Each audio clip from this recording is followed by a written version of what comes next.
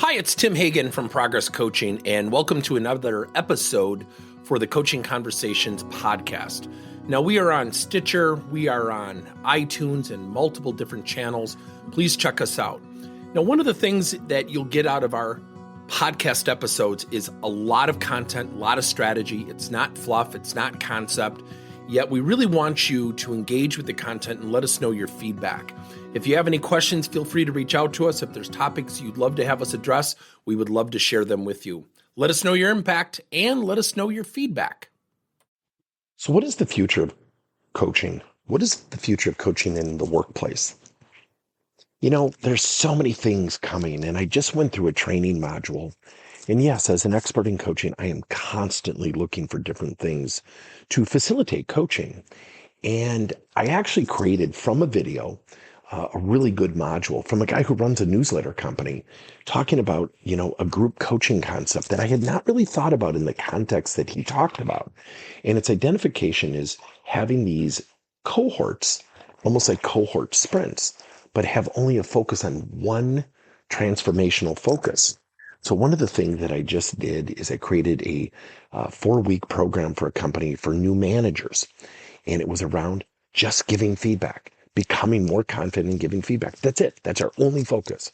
So for 4 weeks, what we did is we focused on different ways to deliver feedback, build trust with feedback. So each session had an imperative, but the overarching focus was the transformational focus of getting new managers to be comfortable and more confident giving feedback. That's it. And we measured it, and we had practice sessions. We had peer-to-peer sessions outside of our group sessions. We had an online course that they could take as a preemptive measure to prepare for the cohort. So I think we have to expand our horizons, but I think we have to go back to the fundamentals. And I go back to my infamous Tim Hagan numbers. 85% of people lack self-awareness. So don't tell someone they got to get better at feedback. Ask them, what's your comfort with giving feedback? Questions drive self-awareness. Number 2, when we facilitate change, most people will not arbitrarily facilitate change for themselves on their own. They just won't. So you have to facilitate activities like, let's practice that feedback conversation. Let me go first.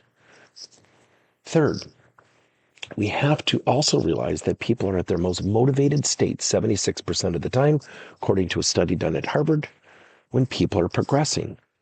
Show people into the office for the good stuff. Put a note on their desk. Send a card home.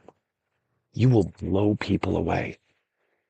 And so I think foundationally, we just developed a course called Spot Coaching, which is our version of observational coaching. Now, we've always done it, but we've really kind of structured it differently. Go spot the good stuff. Help people feel good about getting better.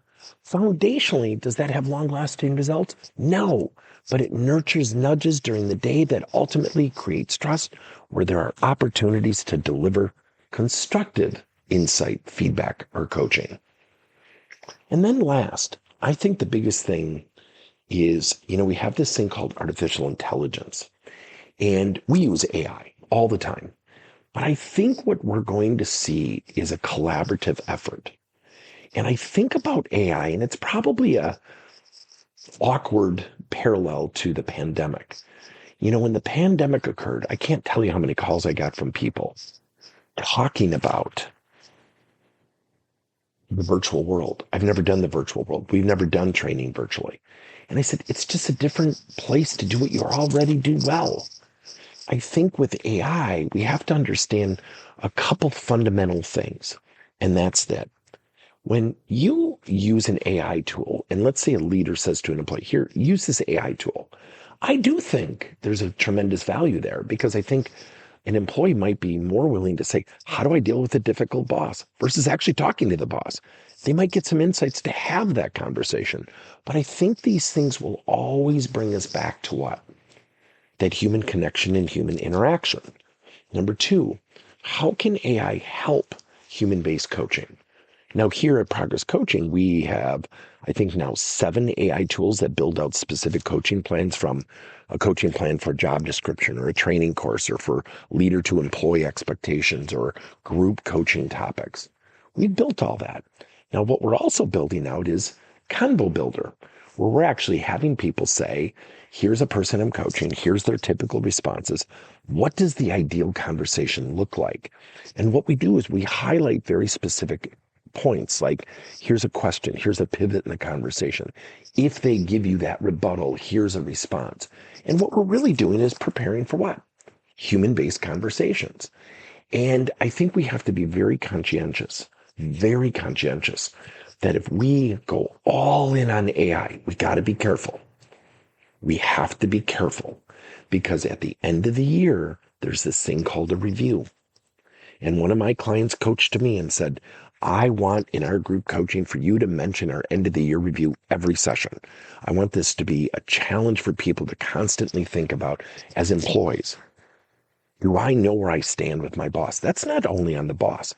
And the client, when she instructed me to do this, I'm like, wow, this is a really great point. If you have AI doing the coaching, that end of the year review is going to be really clumsy and awkward. Because if you just give a merit increase across the board and say, wow, we can only give you 2% this year or whatever it is, what's going to happen? Human reactions can be, you haven't spent a minute of time with me. You're going to rely on that AI tool. I hated that thing. It's going to get weaponized. Now, I'm not against AI, but I think we have to build around our AI strategy.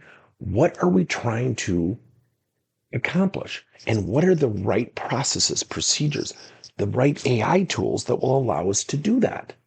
Start with strategy, then choose AI. Don't start with AI and then build strategy. What are your thoughts? Thank you for listening to another episode of Coaching Conversations by Tim Hagen and Progress Coaching. Now, our company is always coming out with new and innovative solutions to help leaders coach their employees. And recently, we just created a new service called Coach to You, where leaders can pick and choose topics and assign 7 to 21-day programs for employees to learn and, more importantly, apply actions and then reflect and share what they're going to do going forward as a result of the learning. It's called Coach to You. We're literally bringing coaching to your employees. If you're intrigued, we'll have a link in each one of our episodes where you can get more information. And again, thank you so much for listening to another episode.